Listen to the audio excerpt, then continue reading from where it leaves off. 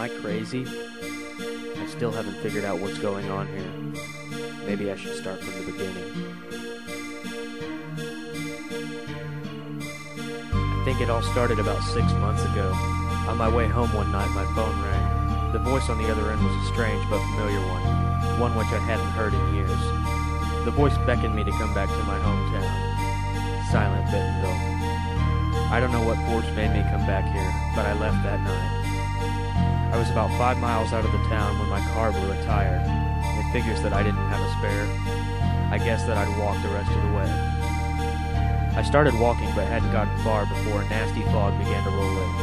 It was thick. I couldn't see a thing. I must have walked for an hour before I realized where I was. I was standing outside my old friend's house. But this was impossible. He had been gone for years. It was his voice on the phone that night.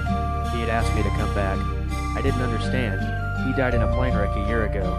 He had just been hired by a major company and was visiting to locate a new house, but he never made it. I stepped into the house. It wasn't the same. The floors were made of steel. The couch was shredded up and coated in blood. I heard a whimpering coming from the door down the hall. I started to open the door to his computer room, but I stopped. Something came over me and I fainted. I woke up to a horrible siren coming from the next room. I couldn't tell where I was. The room smelled like a dog. Everything was covered with sheets. I got up and ran out of the room. I was still in the house. I went back to the old computer room, where the siren was coming from. I opened the door and saw his computer screen flashing. I moved to the computer and shut it down. Silence. I turned around and there he was, sitting in his black chair. He looked just like he did the day I saw him last. He opened his mouth but did not speak. He closed his eyes and sat back in the chair. I turned around to see the wall murals catch flame. I ran to the window. It was black on the other side, protected by steel bars. I looked back to my friend. He was now burning, motionless but on fire.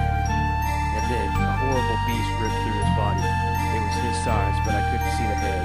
He had on an oversized red hat covering his face, with a brown tunic covering his body. He let out a scream and moved toward me. I could see he was wielding a spear of some sort. I ran out of the room towards the front door. He appeared again in the mirror next to the door. I turned around, but there was no one there. I turned for the door again, and I felt his hand grab my arm. I knew it was him. He handed me a key. I started out the door and turned to say goodbye. When I looked in his eyes, hiding behind the glasses, I saw tears of pain. The red-headed monster was behind him now. I couldn't do anything but watch as he drove the spear through my friend's chest. "Josh, go," he whispered, as his body slid off the pole. "Dale!" I screamed. The beast started towards me, so I ran outside. His truck was there. I got in the pickup truck and drove off. I drove for days without stopping, but the fog never lifted. And here I am, still driving, unable to get away from my childhood town, cursed to be by myself, alone in silent Bentonville.